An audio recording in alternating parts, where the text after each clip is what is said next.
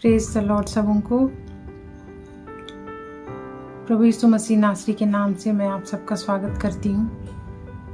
और आज के इस दिन में हम फिर से एक बार परमेश्वर के वचन से सीखेंगे। मेरे प्रियो, बाइबल के वचन में एक बहुत खूबसूरत वचन लिखा हुआ है, जिसमें वचन इस तरह से कहता है, मार्ग, सत्य और जीवन मैं हूँ। और ये वचन जो है प्रभु यीशु मसीह ने स्वयं कहा था जब वो इस पृथ्वी पर थे। और हम जानते हैं कि वही मार्ग है, वही सत्य है और वही जीवन है। कई बार ऐसा होता है कि हम अपने जीवन में कितनी सारी प्रॉब्लम, परेशानियों में घिरे होते हैं।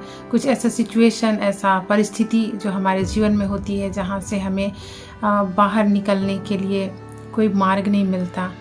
हम मार्ग की तलाश में रहते हैं कि इस परिस्थिति से कैसे निकला जाए, हम इस परिस्थिति में कैसे जयवंत हों, हम किस तरह से इस परिस्थिति का सामना करें। हम कई बार निराश और हताश हो जाते हैं ऐसी परिस्थितियों में, लेकिन हमारा जो प्रभु यीशु मसीह है वो हमारे लिए, प्रभु यीशु मसीह में हमारे लिए आशा है।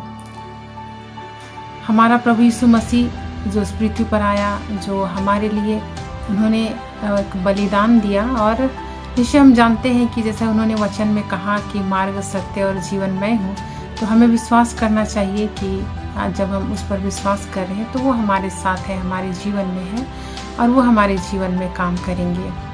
और आज इसी के संदर्भ में सीखेंगे। और एक वचन है जो संहिता 32 उसके 8 में, और यहाँ पर इस तरह से वचन कहता है, मैं तुझे बुद्धि दूंगा और जिस मार्ग में तुझे चलना होगा उसमें तेरी अगुवाई करूंगा।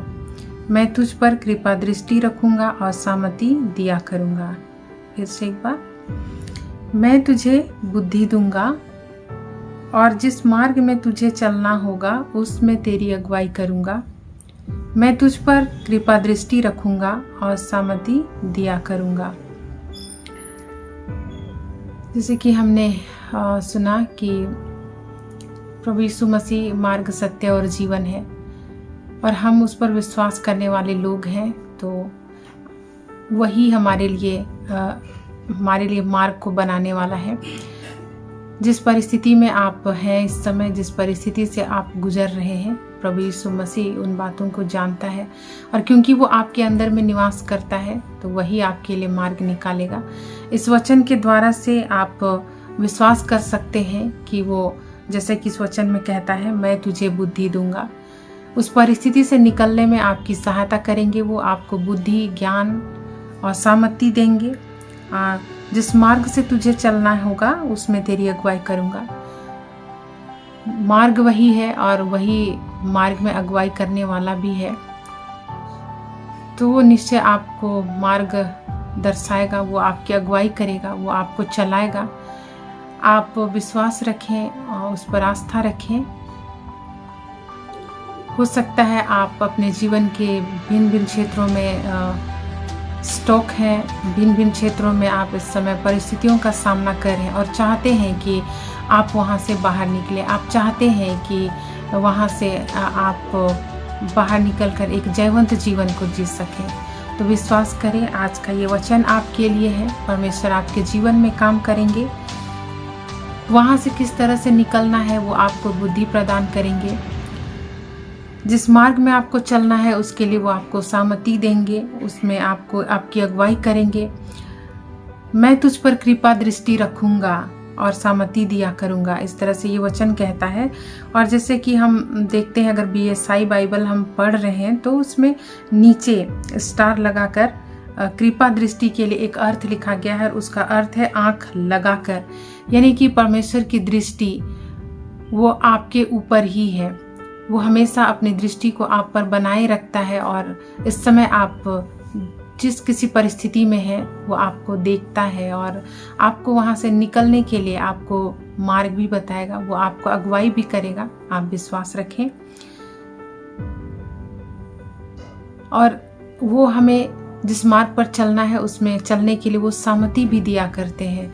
जब हम इस समय जब उनके सामने प्रार्थना करेंगे, हम उनके सामने विश्वास और आस्था रखेंगे, उसकी ओर हम दृष्टि करेंगे, निश्चय वो हमारे लिए, आपके लिए वो मार्ग निकालेगा। आप विश्वास रखें, धीरज रखें, क्योंकि वो आपके लिए मार्ग निकालने वाला है।